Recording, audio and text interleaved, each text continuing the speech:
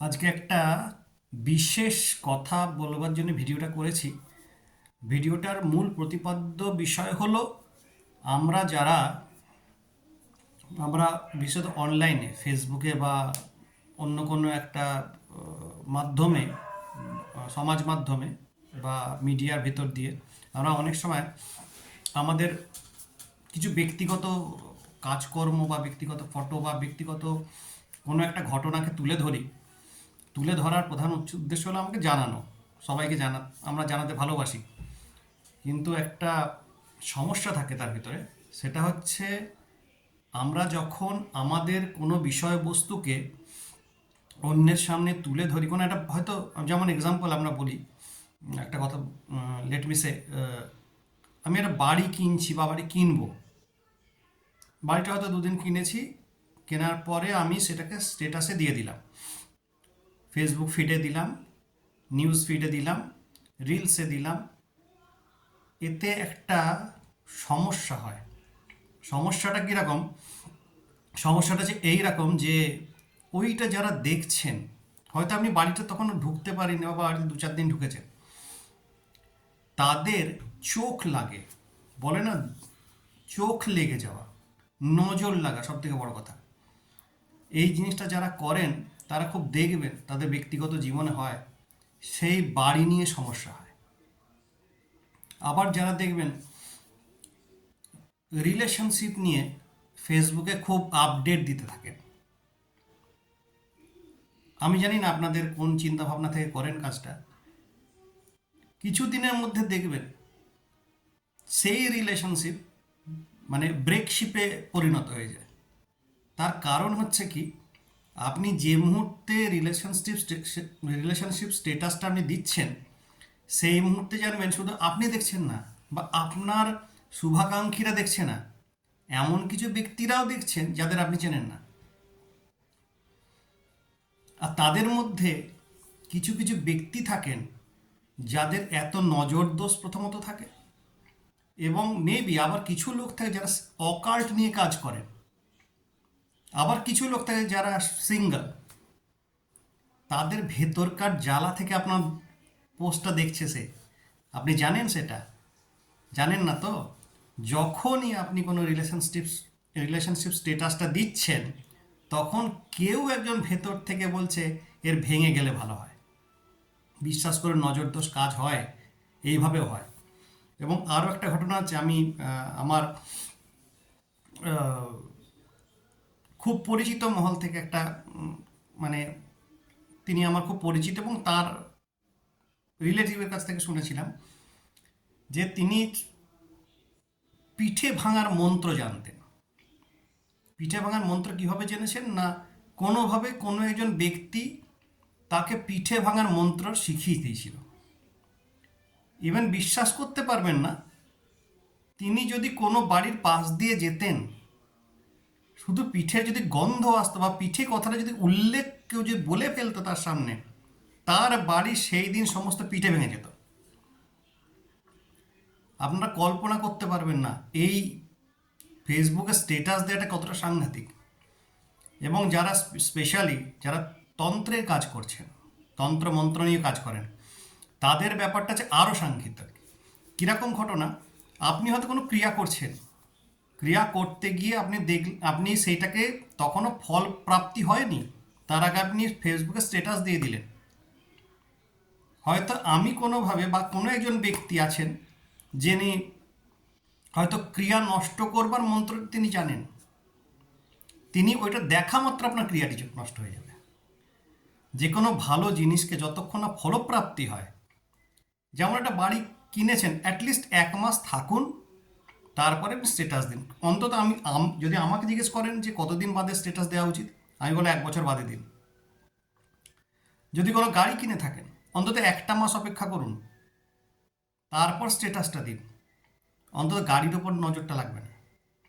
আপনি যদি ধরে নিন কোনো তন্ত্রমন্ত্রে ক্রিয়া করছেন, তন্ত্রমন্ত্রে ক্রিয়া করবার সময় যখন আপনি স্ট্যাটাসটা দিচ্ছেন, লাইভ করছেন, বিশ্বাস করুন কোনো না কোনো ব্যক্তি সেই লাইভটি যখন দেখছেন, তিনি যদি ক্রিয়াশীল ব্যক্তি হন, মানে তিনিও হয়তো তন্ত্রে সেই সমস্ত মন্ত্রতন্ত্র জানেন, বা তন্ত্রের কোনো কাটিং মন্ত্রও জানেন, হয়তো কাটছেন। আপনার ক্রিয়াটাকে সে ওই ওই দৃষ্টিতে কাটতে পারে। তার এক্সাম্পল দিয়ে বলি, যে এই যে বললাম যে কথাটা, যে সেই ব্যক্তি পিঠে ফাটার মন্ত্রটি যখন জেনে যায়, তিনি ব্যক্তিগতভাবে রিকোয়েস্ট করতেন সবাইকে, দয়া করে আপনারা যখন পিঠে হবে আমাকে ডাকবেন না, বলবেন না, যতক্ষণ না পিঠেটা হয়ে যাচ্ছে। আপনি ভাবুন যে একটা মন্ত্র জেনে রাখার ফলে যদি একটা পিঠে ভেঙে যায়, তাহলে আপনাদের রিলেশনশিপ, আপনাদের গাড়ি বাড়ি, আপনাদের তন্ত্রমন্ত্র ক্রিয়া ভাঙতে কতক্ষণ লাগবে? এটা করবেন না। এটা করলে নিজেদের বিপদ বাড়ানো। সেই সমস্ত লোকের চোখের সামনে আপনি এনে দিলেন যে যে সেই ব্যক্তির অ্যান্টি ওয়ার্ক বা অ্যান্টি রিয়াকশন জানেন। আপনার ক্রিয়া কিন্তু ফলবতী হওয়া মুশকিল আছে, আপনার রিলেশনশিপ মেনটেন করা মুশকিল আছে। আপনি হয়তো কোনো একটা ভালো কাজ করছেন, অ্যাটলিস্ট অন্তত 6 মাস, আমি বলবো, রিকোয়েস্ট করবো আপনাদের, আপনারা বলবেন না যে আমি এই কাজটা করছি, এই কাজে এত বিরাট কিছু হয়ে গেছে, বলবেন না। একটু চুপ থাকুন, চুপ থাকার চেষ্টা করুন, কাজটাকে একটু বাড়তে দিন। এবং আপনি ভাবছেন যে আরে না বললে তো জগৎটা জানবে না, দয়া করে করবেন না। আর একটা কথা আছে না, তন্ত্রমন্ত্র গুপ্ত কথা না কহিও যথা তথা। যেখানে বলা বারণ, সেখানে যদি আপনি দেখান, সেটা কিন্তু আপনার পক্ষে বিপদ বাড়াবে, ঘোর বিপদ বাড়াবে। আপনারা হয়তো ভাবছেন হয়তো আপনাদের সমালোচনা করছি, মোটা, আমি কিন্তু সমালোচনা করছি না। এটা এটা কিন্তু একদম আমার জীবনের প্র্যাকটিক্যাল অভিজ্ঞতা। আমি যতগুলো রিলেশনশিপ স্টেটাস ফেসবুকে দেখেছি, তাদের ব্রেকআপগুলোও দেখেছি, যতগুলো ক্রিয়াকর্ম দেখেছি ফেসবুকে, এবং তাদের তাদের কাছ থেকে আমার শোনা, তারপরে তাদের কোথাও না কোথাও অসুবিধা হয়েছে।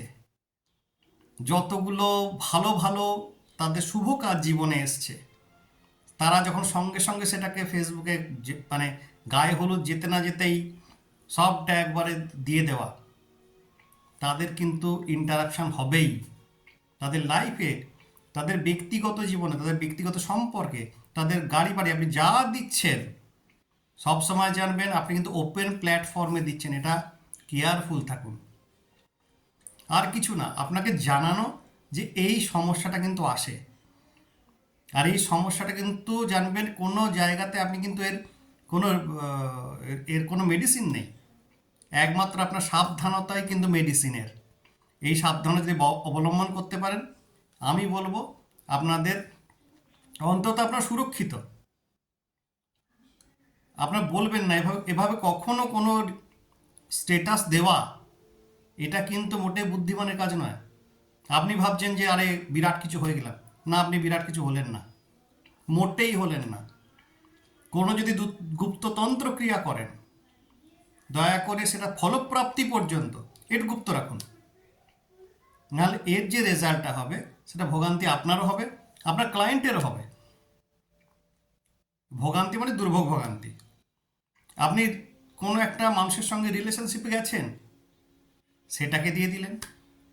আরে বাবা, যারা সিঙ্গেল আছে তাদের পর না হায় লাগে, আপনার হায়টা তাকে, তাদের হায়টা আপনার গায়ে লাগলো, আপনি যে মানুষটাকে ভালোবাসতে সে পালিয়ে গেল। আর একটা ঘটনা হচ্ছে, আপনি নতুন গাড়ি কিনেছেন, সেই গাড়ি কোনো জায়গাতে 7 দিন 1 মাসের মধ্যে অ্যাক্সিডেন্ট হয়ে গেল। এরকম বহু ঘটনা, প্র্যাকটিক্যাল বলছি আপনাদের, এগুলো ঘটে। ওই জন্য খুব সাবধানে স্টেটাসটা অন্তত কিছুদিন বাদে দিয়েন, যখন কোনো কিছু পাকাপোক্ত হয়ে গেছে। অন্তত রিলেশনশিপে যদি যান, বিয়ে থা করেননি, অন্তত একটা বছর একটু গোপনীয়তা অবলম্বন করুন। মানে আমি বলছি না আশেপাশের লোক থেকে, অন্তত এই যে ফেসবুক নামক যে ঘটনাটা আছে, আমাদের যে ভায়া মিডিয়া আছে, তার থেকে আপনি জানেনই না এখানে কি ধরনের লোকজন বসে আছে, আপনি তাদের চোখের সামনে আনছেন, অতএব আপনার 12টা বাজতে বাধ্য। আজকে এইটুকুই ছিল, ভালো থাকবেন, শুভরাত্রি।